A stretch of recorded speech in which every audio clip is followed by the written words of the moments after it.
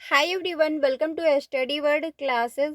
सो friends, आज हम लोग डिस्कस करने वाले हैं मैथ पेडागोजी के क्वेश्चन, जो कि हम लोगों ने इसके पहले की क्लास में कंटेंट के साथ साथ पीवाईक्यू के क्वेश्चन भी डिस्कस किए हुए थे। तो आज हम लोग जो है 5 से स्टार्ट करने वाले हैं, क्योंकि इसके पहले हम लोगों ने क्वेश्चन नंबर 4 पूरा कंप्लीट कर लिया था, क्योंकि उसमें हम लोगों ने कंटेंट भी डिस्कस किया हुआ था। ये जो है क्वेश्चन, ये सारे पी वाई क्यू के ही क्वेश्चन है, बस क्या है, इनको टाइप कर दिया गया है। ठीक है, इनको टाइपिंग करवा दी गई है। तो प्लीज़ ये मत समझिएगा कि मैं कहीं से भी क्वेश्चन उठा करके आप लोगों के साथ डिस्कस कर लूँगी। वेरी इंपॉर्टेंट क्वेश्चन है और सारे पी वाई क्यू के ही हैं। ठीक है, तो चलिए फिर आज हम लोग मैथ पेडागोजी देख लेते हैं, क्योंकि मैथ पेडागोजी का जो कंटेंट है वो हमने एक ही क्लास में यानी 1.5 क्लास में हमने कंप्लीट किया है। सीडीपी कंटेंट चल रहा है और ईवीएस पेडागोजी कंटेंट पूरा कंप्लीट है। हिंदी का जो है वो भी कंप्लीट हो चुका है। बस बचा क्या है, पीवाईक्यू क्वेश्चन की प्रैक्टिस करना। और पेपर 2 के लिए अगर बात की जाए सोशल साइंस, तो उसके भी जो है हिस्ट्री पूरा कंप्लीट है और ज्योग्राफी चल रहा है। साथ ही जो है पीवाईक्यू की भी क्लासेस हो रही हैं। तो मैक्सिमम जो है हम लोगों का सिलेबस जो है वो पूरा कंप्लीट होने वाला है। और अभी भी जो है 1 मंथ है सीटेड एग्ज़ाम को। तो ज़्यादा टाइम देखा जाए तो नहीं बचा हुआ है, क्योंकि अब 1 मंथ क्या करना है, सिर्फ प्रिपरेशन करनी है प्रीवियस के क्वेश्चन की। तो डेली मेरे साथ 3 बजे और 5 बजे की क्लास में ज्वाइन हो, जहाँ पर हम लोग पेपर 1 एंड पेपर 2 दोनों की अच्छे से तैयारी कर रहे हैं। तो आप लोग मेरे साथ भी जुड़ सकते हो। बाकी टैगवर्ड की क्लासेस आपको मिल गई हैं, तो वो भी ज्वाइन कर लीजिएगा, क्योंकि टैगवर्ड बहुत ज़्यादा हेल्प करेंगे क्वेश्चन को सॉल्व करने में। तो चलिए फिर आज का पहला क्वेश्चन है, डिस्कस कर लेते हैं। पहला है जिसमें कहा है कि राष्ट्रीय पाठ्यचर्या रूपरेखा 2005 के अनुसार निम्न में से कौन सी प्रतिक्रियाएं बच्चे के चिंतन के गणतीकरण का सूचक हैं। ये आपको बताना है। राष्ट्रीय पाठ्यचर्या रूपरेखा यानी एनसीएफ जो है, एनसीएफ के बारे में पूछा गया है। तो पहला है गणितीय संप्रेषण केवल सूत्र के द्वारा करना चाहिए, तो ये गलत हो जाएगा आपका, क्योंकि केवल जो है ये क्या है, निगेटिव वर्ड है। और निगेटिव वर्ड हमको बिल्कुल भी पॉजिटिव क्वेश्चन में जो है टिक नहीं करना है।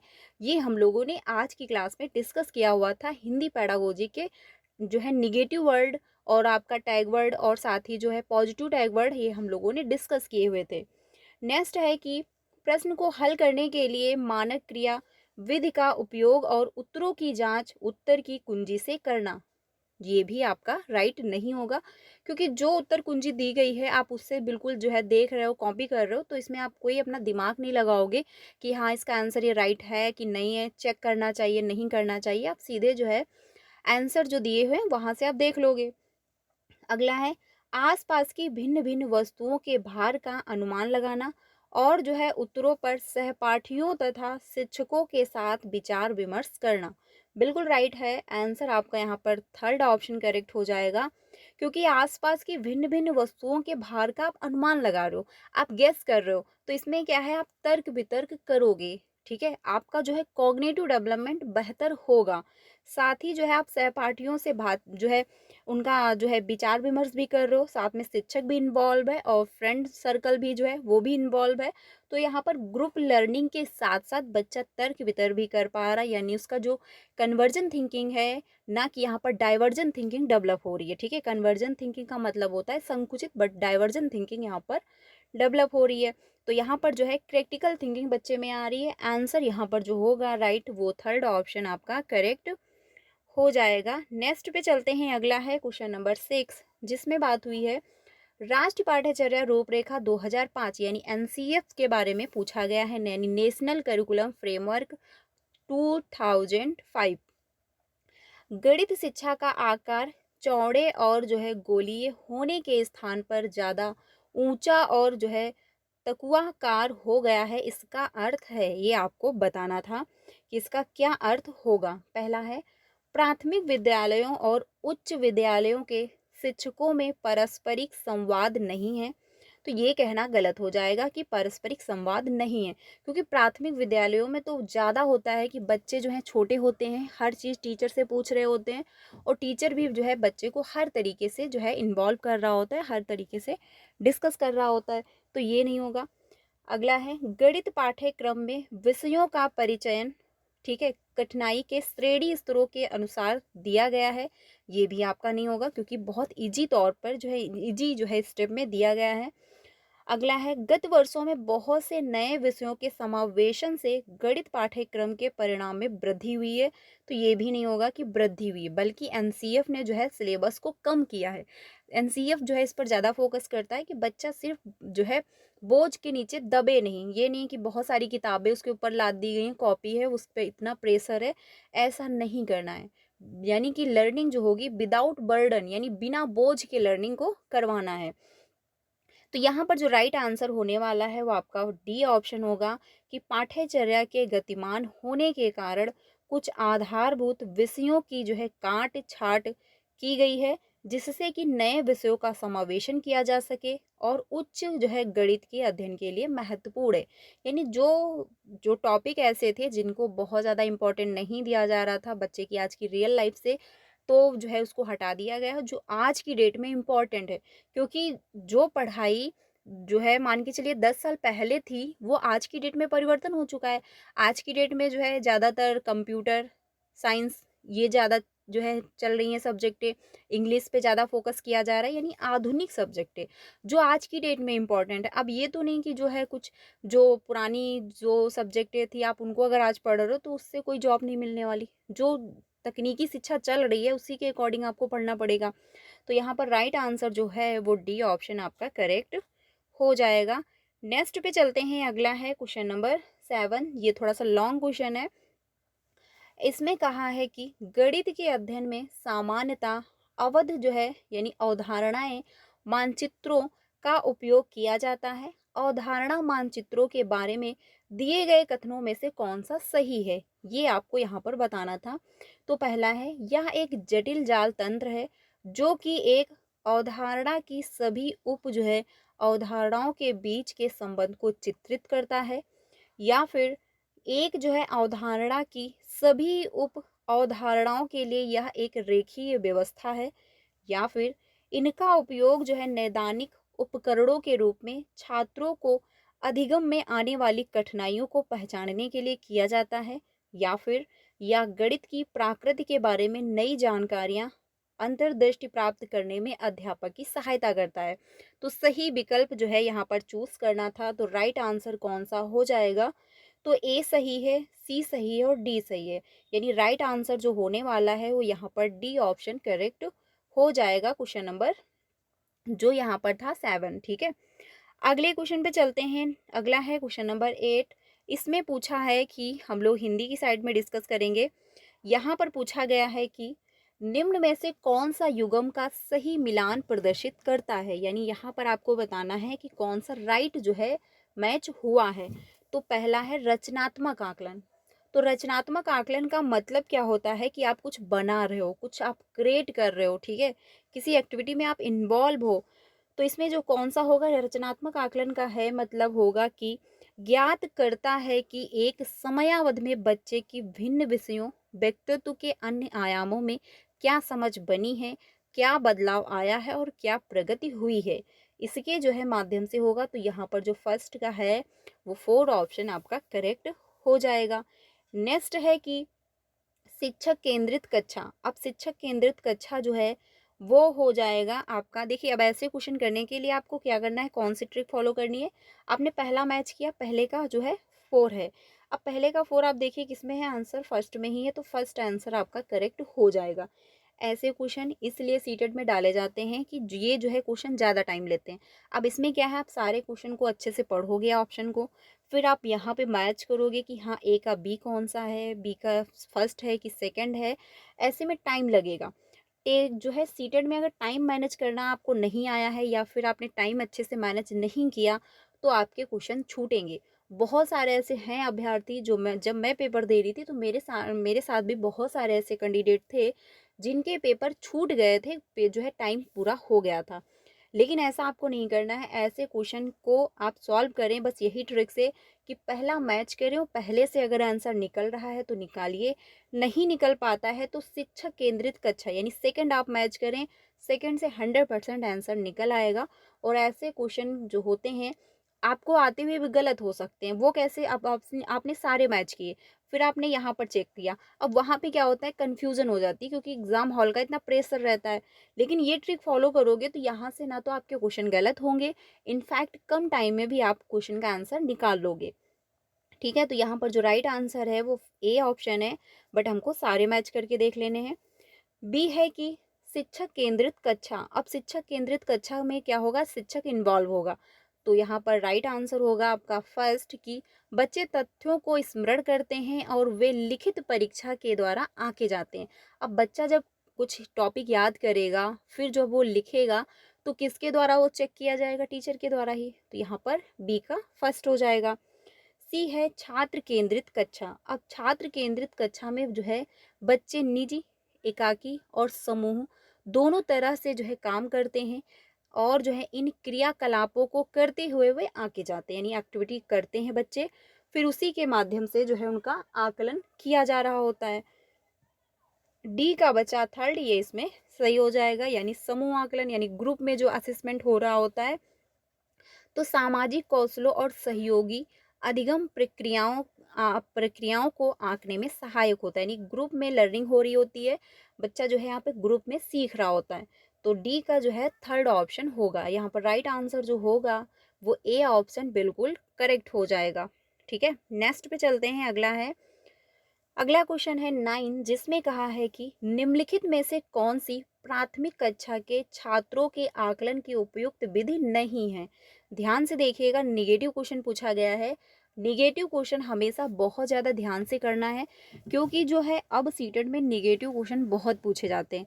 इसके पहले जो था निगेटिव क्वेश्चन नहीं आते थे, लेकिन अब क्या हुआ, एक माइंडसेट बनता जा रहा है सभी का कि हमको सीटेट में क्या है, पॉजिटिव देखना है। जहाँ पर बच्चा एक्टिव है, जहाँ पर बच्चे की हित में बात कही जा रही है, वो जो है आंसर बिल्कुल राइट हो जाएगा। लेकिन वो बिल्कुल सही है थिंकिंग। लेकिन अब क्या हो रहा है, एग्जामिनर निगेटिव आंसर क्वेश्चन ज़्यादा डाल रहे हैं, क्योंकि निगेटिव में क्या होता है, निगेटिव का निगेटिव आंसर होगा। अब एक माइंड सेट बना हुआ है कि पॉजिटिव होगा आंसर, पॉजिटिव जहाँ पर बच्चा एक्टिव होगा, और ऐसी सिचुएशन में जो है क्वेश्चन गलत हो जाता है। तो इसीलिए जहाँ पर निगेटिव हो तो उसको बहुत अच्छे से ध्यान से समझना है कि एटलीस्ट वो क्वेश्चन गलत ना हो। तो यहाँ पर पूछा है उपयुक्त विधि नहीं है, तो कौन सा राइट आंसर होगा? पहला है एक परीक्षा जो कि तथ्यों और सूत्रों को स्मरण करने पर आधारित हो, या फिर बच्चों के अधिगम के स्तरों के अनुसार एक व्यक्तिपरक परीक्षा है। बिल्कुल सही, क्योंकि जिस स्तर का बच्चा है उसी स्तर के अकॉर्डिंग आप उसकी जो है उसका एग्ज़ाम जो है कराओगे, उसकी लर्निंग करवाओगे। तो ये बिल्कुल राइट है। आकलन के लिए आईसीटीई पर जो है आधारित उपकरणों का उपयोग करना, ये भी बिल्कुल राइट है। अवधारणा मानचित्र का उपयोग करना, ये भी सही है। लेकिन जो है यहाँ पर बताया गया है एक परीक्षा जो कि तथ्यों और सूत्रों को स्मरण करने पर आधारित है, यानी यहाँ पर क्या हो रहा है, रटवाया जा रहा है। तो रोड मेमोराइजेशन ये क्या है, निगेटिव वर्ड है। ये हम लोगों ने आज जो है हिंदी के टैग वर्ड में डिस्कस किया हुआ था, जाकर देख लेना, आपको बहुत ज़्यादा मदद करेगा। तो यहाँ पर जो राइट आंसर होगा वो आपका फर्स्ट ऑप्शन करेक्ट हो जाएगा। अगले क्वेश्चन पे चलते हैं। अगला है क्वेश्चन नंबर 10, जिसमें पूछा है कि एक प्राथमिक कक्षा का अध्यापक अपने छात्रों को स्थानीय मान पढ़ाने के लिए विविध मूर्त जो है पदार्थों का उपयोग कर रहा है, जिसमें सम्मिलित है, यानी मूर्त पदार्थों का उपयोग कर रहा है। तो उसमें कौन कौन जो है इंक्लूड रहेगा, ये आपको यहाँ पर बताना था। तो पहला है डिंस ब्लॉक होगा, या फिर मानचित्र की तिलियों का बंडल, यानी मूर्त पूछा है जिसको बच्चा देख सकेगा, महसूस कर सकेगा, छू सकेगा। ठीक है, ये जो है आपको ध्यान रखना है। तो यहाँ पर जो है बनावट प्रचलित नोट है, या फिर एक गिनतारा है।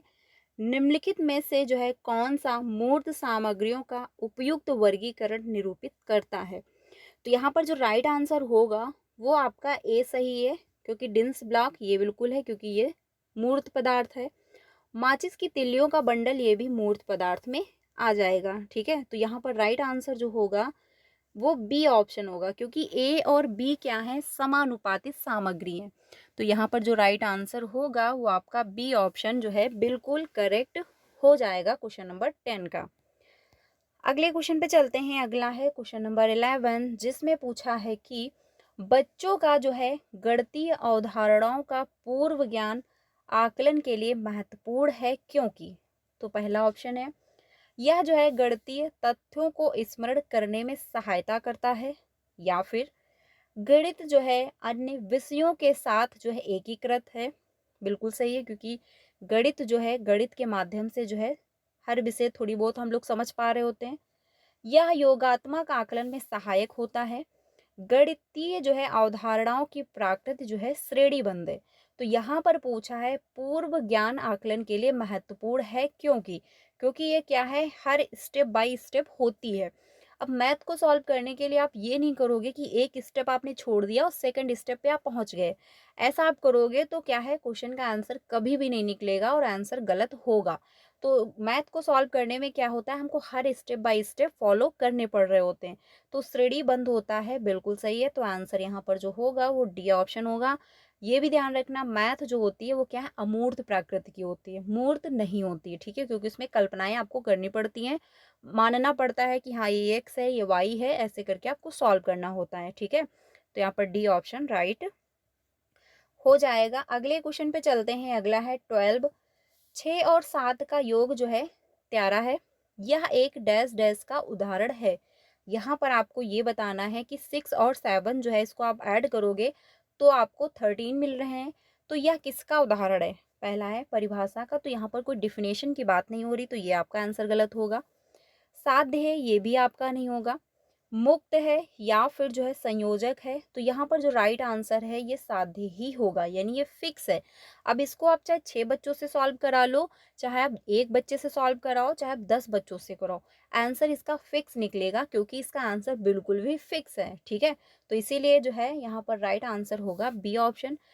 आप मान के चलिए, अगर आप बच्चों से पूछ रहे हो कि वायु प्रदूषण को हम कैसे रोक सकते हैं, जनसंख्या वृद्धि को कैसे रोक सकते हैं, तो ऐसे में क्या होगा, अगर 5 बच्चे से पूछ रहे हो तो 5 प्रकार का आंसर आएगा, 6 बच्चों से पूछ रहे हो तो 6 प्रकार का आंसर निकल के आएगा। इसमें क्या है, डाइवर्जन थिंकिंग डेवलप होगी। लेकिन यहाँ पर क्या है, डाइवर्जन थिंकिंग डेवलप नहीं होगी, क्योंकि इसका एक ही आंसर फिक्स है, ठीक है। तो ये ध्यान रखिएगा, तर्क वितर्क करने की क्षमता वो बेहतर होगी। अगला है, निम्नलिखित में से निम्नलिखित संज्ञानात्मक क्षेत्र के स्तरों में अपसारी चिंतन प्रक्रियाओं के लिए कौन कौन उत्तरदायी है। अपसारी चिंतन का मतलब होता है कि आपका जो है कन्वर्जन थिंकिंग डेवलप होगी। कन्वर्जन थिंकिंग जो होती है वो अच्छी नहीं मानी जाती है, बल्कि डाइवर्जन थिंकिंग आपकी बेस्ट होती है। क्योंकि डाइवर्जन थिंकिंग का मतलब होता है अपसारी चिंतन, और कन्वर्जन थिंकिंग का मतलब होता है अभिसारी चिंतन। ये भी ध्यान रखिएगा, कभी कभी हिंदी में जो है पूछ लेता है, तो एटलीस्ट इंग्लिश की साइड ध्यान रखिएगा, क्योंकि इंग्लिश में आप कंफ्यूज नहीं होगे, बट हिंदी की साइड में आप कंफ्यूज हो सकते हो कि अपसारी दिया था, अपसारी में डाइवर्जन थिंकिंग होगा या फिर जो है अभिसारी में होगा, ठीक है। तो इसलिए डाइवर्जन थिंकिंग है तो एक से ज़्यादा आंसर आएंगे, कन्वर्जन थिंकिंग है तो उसका एक ही आंसर निकल कर आएगा। तो यहाँ पर कौन सा राइट आंसर होगा वो आपको बताना था। तो पहला है ज्ञान, अवबोध और अनुपयोग, ये आपका है। विश्लेषण, संश्लेषण और मूल्यांकन, या फिर ज्ञान, विश्लेषण और मूल्यांकन, या फिर अवबोध, विश्लेषण और मूल्यांकन। तो यहाँ पर जो राइट आंसर होगा वो बी ऑप्शन होगा, विश्लेषण, संश्लेषण और मूल्यांकन। अब देखिए, एनालिसिस करोगे आप, एवोल्यूशन करोगे, तो ये एवोल्यूशन आप किसी भी कई भी माध्यम से कर सकते हो। ये पार्टिकुलर एक ही जो है रूल आप फॉलो नहीं करोगे यहाँ पर। मान के चलिए जिस बच्चों को जो है, कुछ बच्चों को आप एक्टिविटी के माध्यम से एवोल्यूशन कर लोगे, लिख करके जो है कर लोगे, एक्टिविटी करवा दोगे, कोई गेम खिलवा दोगे, उसके माध्यम से आप कर सकते हो। यानी बहुत सारे रीज़न हैं, बहुत सारे साधन हैं जिसके माध्यम से आप बच्चे का एवोल्यूशन कर पाओगे, ठीक है। तो इसमें जो है अपसारी चिंतन के लिए कौन कौन उत्तरदायी है, विश्लेषण है, संश्लेषण है, और साथ ही जो है मूल्यांकन भी हो जाएगा। तो यहाँ पर जो राइट आंसर होगा वो बी ऑप्शन आपका बिल्कुल करेक्ट होगा, ठीक है। नेक्स्ट पे चलते हैं। अगला है क्वेश्चन 17, जिसमें पूछा है 76 इंटू 32 को हल करने के लिए एक विद्यार्थी निम्नलिखित विधियों का प्रयोग करता है। तो यहाँ पर जो है ये बच्चे ने ऐसे सॉल्व कर दिया, ठीक है। यहाँ पर आप देख सकते हैं कि बच्चे ने जो है अपना थोड़ा सा दिमाग लगाया और उसने इसको सॉल्व किया। उपयुक्त विधि के लिए निम्नलिखित में से कौन सा कथन सत्य है। तो पहला है, अधिगमकर्ताओं में समस्या समाधान की अनौपचारिक तकनीकी को हतोत्साहित करना चाहिए, या फिर अगला है, विद्यार्थी को जो है गुणन का अवधारणात्मक ज्ञान नहीं है, या फिर विद्यार्थी द्वारा प्रयुक्त विधि उनकी उसकी गुणन के नियमों की समझ को दर्शाती यानी प्रतिबिंबित करती है, या फिर लिखित जो है परीक्षा में इस विधि का प्रयोग करने पर विद्यार्थी को 0 अंक मिलेंगे। तो देखिए, अगर बच्चा ऐसी जो है ऐसा मेथड वहाँ पर अप्लाई करता है तो उसको 0 अंक नहीं मिलेंगे, बल्कि क्या किया बच्चे ने जो है अपना दिमाग लगाया, उसने वैसे ही उसको सॉल्व नहीं किया, उसने अपने तरीके से उसको सॉल्व कर दिया। ये क्या है, अच्छा एक काम है, क्योंकि बच्चे ने एटलीस्ट अपना उसमें दिमाग लगाया। तो यहाँ पर उसको हतोत्साहित आप नहीं करोगे, बल्कि अप्रिशिएट करोगे कि यस वेरी गुड, आपने बहुत अच्छा किया, क्योंकि आपने नई ट्रिक इसमें फॉलो कर दी।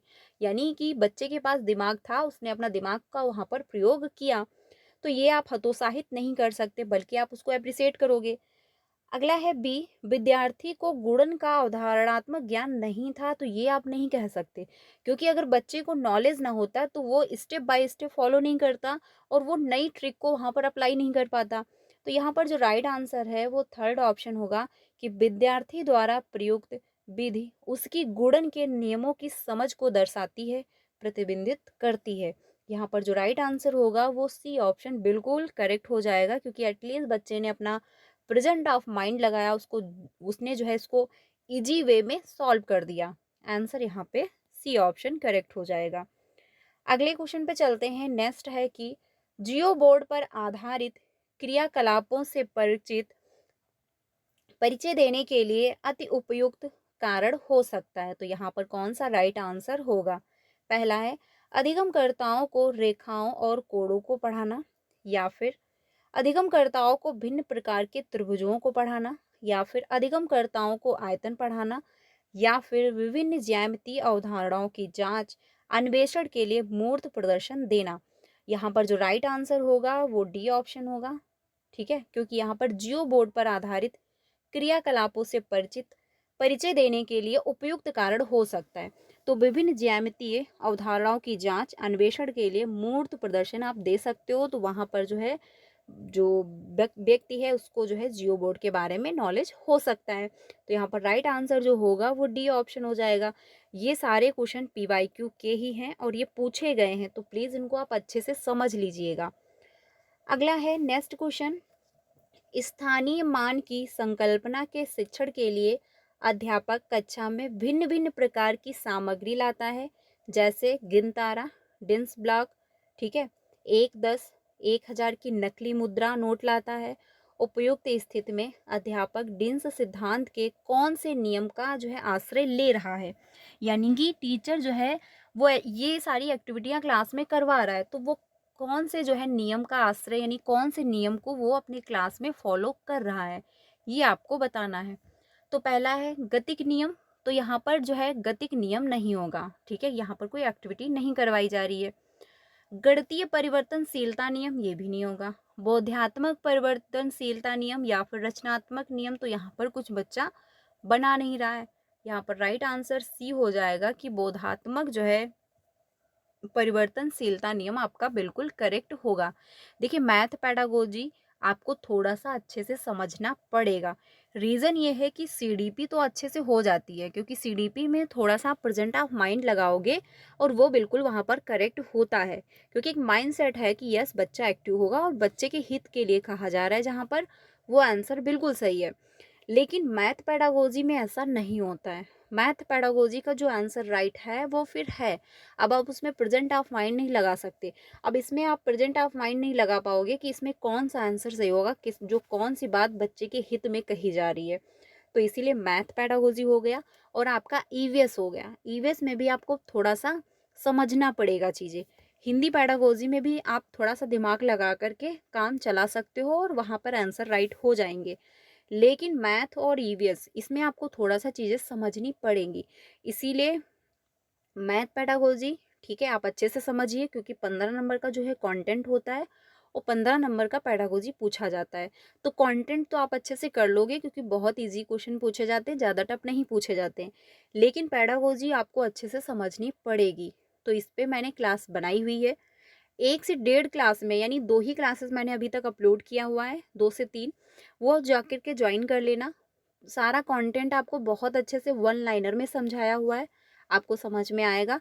जहाँ से मैंने जो है मैथ पेडागोजी कंप्लीट किया था, वही मैंने आप लोगों के साथ डिस्कस किया हुआ है, तो उसको समझ लीजिएगा, बहुत अच्छे से समझ में आएगा। ठीक है, बाकी पीवाईक्यू के क्वेश्चन करवाए हुए हैं मैंने, वो भी डिस्कस कर लेना, अच्छे से समझ लेना। और ये भी जो है ये पीवाईक्यू के ही क्वेश्चन है, तो इसको भी आप अच्छे से समझ लीजिएगा। नेक्स्ट है क्वेश्चन, त्रुटियां गणित में एक महत्वपूर्ण भूमिका निभाती हैं, यह वाक्य है। बाकी एक इम्पॉर्टेंट इन्फॉर्मेशन ये है आप सभी के लिए कि हर संडे को मैं लाइव आती हूँ 4:30 बजे, लेकिन अब उसका टाइम चेंज हो जाएगा। अब हम 4 बजे जो है आप सभी से लाइव मिलेंगे हर संडे को, तो सेशन में भी ज्वाइन हुई है। वो सेशन मैं इसलिए रखती हूँ यानी संडे को, कि अगर मान के चलिए पूरे वीक में आप प्रिपरेशन कर रहे हो, आप तैयारी कर रहे हो, और बीच में कोई मिस्टेक हुई है या कोई कन्फ्यूज़न है कि हम कैसे तैयारी करें, 1 मंथ क्या स्ट्रेटजी रहनी चाहिए जो सीटेट फर्स्ट अटेम्प्ट में क्वालिफाई हो, तो वहाँ पर हम लोग डिस्कस करते हैं। तो सेशन में ज्वाइन हुई है, कोई क्वेरी है, कोई डाउट है, कोई मिसअंडरस्टैंडिंग है, कोई कन्फ्यूजन है, तो वहाँ पर आप क्लियर कर सकते हो। तो 100% सेशन में ज्वाइन हुई है, आपको बहुत ज़्यादा हेल्प भी मिलेगी। ठीक है, हर संडे को 4 बजे मैं मिलती हूँ लाइव, तो आप ज़रूर लोग जुड़ें, वहाँ पर कोई भी क्वेरी है तो डिस्कस हो सकती है। अगला है क्वेश्चन जिसमें पूछा है कि त्रुटियां गणित में एक महत्वपूर्ण भूमिका निभाती हैं, यह वाक्य, यानी जो एरर हैं, एरर क्या है, ये अच्छे होते हैं, इसको जो है हमको नकारना नहीं चाहिए, और ना ही टीचर एज अ टीचर के रूप में आप इसको हतोत्साहित करोगे कि तुमसे तो गलतियां ही हो रही हैं, तुम तो किसी काम के नहीं हो, ऐसा आप बच्चे को नहीं कहोगे। क्योंकि अगर एरर हो रहे हैं तो यानी लर्निंग हो रही है। गलतियां वहां पर होती हैं जहां पर कुछ सीखा जा रहा होता है। मान के चलिए आप अब किसी दिन अपने बेडरूम से उठे ही नहीं, बेड पर पूरा दिन लेटे हैं, आप उठे ही नहीं, तो उस दिन आपसे कोई गलती नहीं होगी, क्योंकि आपने उस दिन कुछ काम ही नहीं किया। अब जिस दिन आप काम करोगे उस दिन गलतियां होंगी, तो नॉर्मल सी बात है, अगर एरर हो रहे हैं बच्चे के द्वारा या क्लास में, तो एक्टिविटी हो रही है, लर्निंग हो रही है, ये आप ध्यान रखिएगा। इसको एक जो है संसाधन के रूप में लेना चाहिए, लेकिन जहाँ पर गलतियाँ हुई है वहाँ पर हम बच्चों को हेल्प देकर, ठीक है, जो अकॉर्डिंग बताया गया है वाइगोस्की के केस के फोल्डिंग दे करके हम बच्चे की हेल्प करेंगे और बच्चे का जो है प्रोग्रेस करवाएंगे, ये ध्यान रखना है। तो यहाँ पर कौन सा राइट आंसर होगा, पहला है। गलत है, क्योंकि त्रुटियां गणित के प्रति लापरवाही वाली अभिवृद्धि को दर्शाती हैं, जी नहीं। क्योंकि त्रुटियां हो सकती हैं, बच्चा सीख रहा है तो गलतियां वो करेगा, लेकिन अगर वो सीख नहीं रहा तो वो गलती नहीं करेगा, क्योंकि उसको कुछ समझ में ही नहीं आया तो वो गलती कहाँ से करेगा।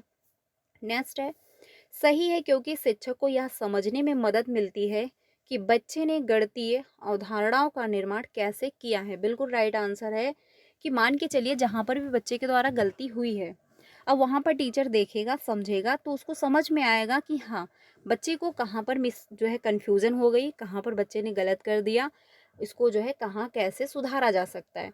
ठीक है, तो ये जो है यहाँ पर बी ऑप्शन होगा, और आपको इसके माध्यम से ये भी पता चलेगा कि एटलीस्ट बच्चे ने कितना सीख लिया है, कहाँ पर उसको दिक्कत आई है। ठीक है, तो यहाँ पर राइट आंसर जो होगा वो आपका बी ऑप्शन सही हो जाएगा। नेक्स्ट है कि छात्रों को जब दो भिन्नों का योग करने के लिए कहा जाता है, तब जो है बहुधा इस जो है साधारण त्रुटि का सामना होता है। वे अंश को अंश में जोड़ देते हैं और हर को हर में। इस भांति का क्या जो है संभावित कारण हो सकता है। मान के चलिए जो है बच्चे से कहा गया इसको सॉल्व करिए, अब वो क्या कर रहे हैं, हर को हर में, अंश को अंश में जोड़ रहे हैं और हर को हर में जोड़ दे रहे हैं, वो अंश और हर को नहीं जोड़ रहे हैं। तो ऐसी सिचुएशन में जो है क्या जो है ऑप्शन करेक्ट होगा, यानी कहाँ पर जो है गलती हो रही है। पहला है, अध्यापक की जो है संकल्पनात्मक समझ में कमी है, तो यहाँ पर जो है ये नहीं हो सकता कि ये जो है अध्यापक की संकल्पनात्मक समझ में कमी है इसलिए बच्चे गलत कर रहे हैं। कक्षा में छात्रों के ध्यान में कमी है, तो अगर बच्चों के ध्यान में कमी होती तो वो अंश अंश को हर हर को नहीं जोड़ रहे होते, वो कुछ भी नहीं कर पा रहे होते। योग में सीखे गए तथ्यों का जो है सामान्यीकरण भिन्नों पर लागू करना है। बिल्कुल राइट है कि बच्चे क्या कर रहे हैं, जो नॉर्मल क्वेश्चन होते हैं ऐड करने वाले, वो उनको यहाँ पर भी अप्लाई कर दे रहे हैं। ठीक है, थोड़ा सा नहीं समझ पा रहे हैं, यहाँ पर राइट आंसर जो होगा वो सी ऑप्शन होगा। देखिए, किसी भी सिचुएशन में आप बच्चे को कम नहीं करोगे, ना बच्चे को अलग करोगे, क्योंकि जब तक निगेटिव क्वेश्चन नहीं पूछा गया है तब तक आप बच्चे को अलग थलग नहीं कर सकते। ये नहीं कर सकते कि बच्चा समझ नहीं रहा था, बच्चे का ध्यान नहीं था, बच्चे का पढ़ने में इंटरेस्ट नहीं था, ये सारे निगेटिव क्वेश्चन के आंसर हैं, ठीक है। जब तक पॉजिटिव दिया है तो हमेशा आप बच्चे के हित में ही जा कर के ऑप्शन को चूज करोगे, तभी जाके सीटेड में आंसर राइट होगा। तो आज के लिए इतना ही रखते हैं फ्रेंड्स, कल हम लोग जो है 19 से स्टार्ट करेंगे, ठीक है। तो आज के लिए इतना ही रखती हूँ। क्लास कैसी लगी कमेंट में बताइएगा। ये मैथ पेडागोजी के वेरी इंपॉर्टेंट क्वेश्चन है, अच्छे से समझ लीजिएगा। ये कई बार आए हुए हैं क्वेश्चन, इसलिए मैं आप लोगों के साथ डिस्कस कर रही हूँ। डेली 3 बजे क्लास होती है, तो इसको आप डेली ज्वाइन करिए, जहाँ पर हम लोग CDP, EVS, Hindi, math pedagogy, ये सारी सब्जेक्टें डिस्कस कर रहे हैं। तो डेली मेरे साथ 3 बजे की क्लास में ज्वाइन होइए। बाकी सीटेट को फर्स्ट अटेम्प्ट में क्वालिफाई कर लीजिए, क्योंकि BPSC Tier 4 आने वाला है, जिसमें 1.5 लाख के अराउंड वैकेंसी आएंगी। और ये बहुत अच्छा खासा मौका है सीटेट के लिए, क्योंकि जिनका भी सीटेट क्वालिफाई हो जाएगा उनको बहुत जल्दी जो है जस्ट वैकेंसी देखने को मिलेंगी। रीज़न ये है कि आपका जो सीटेट है वो दिसंबर में एग्ज़ाम हो जाएगा। TR4 का नोटिफिकेशन भी दिसंबर में ही आएगा, लास्ट दिसंबर तक देखने को मिल जाएगा। तो आप अप्लाई तभी कर पाओगे जब आपका सीटेट क्वालिफाई होगा। अभी भी टाइम है, अच्छे से तैयारी करिए, फर्स्ट अटेम्प्ट में सीटेट को क्वालिफाई कर लीजिए, जिससे आप TR4 में अप्लाई कर पाएँ। तो आज के लिए इतना ही। क्लास अच्छी लगी हो तो प्लीज़ लाइक कर दीजिएगा और अपने सारे फ्रेंड को शेयर भी करिएगा। बाकी क्लासेस की प्लेलिस्ट बनाई हुई है, सारी क्लासेस आपको मिल जाएंगी, जा करके ज्वाइन कर लीजिए और अच्छे से अपनी तैयारी करिए। PYQ की क्लासेस डेली 3 बजे होती हैं, तो जिसको आप डेली ज्वाइन करिए, क्योंकि PYQ क्वेश्चन वेरी इंपॉर्टेंट हैं सीटेट को क्वालिफाई होने में, ठीक है। तो आज के लिए इतना ही। क्लास अच्छी लगी तो प्लीज़ लाइक करके अपने सारे फ्रेंड को शेयर करिए। चैनल पे पहली बार आए हो तो सब्सक्राइब कर लीजिएगा, क्योंकि आपको सारी अपडेट और जो है सीटेट की तैयारी भी करवाई जाती है। मिलते हैं नेक्स्ट वीडियो में। Thank you.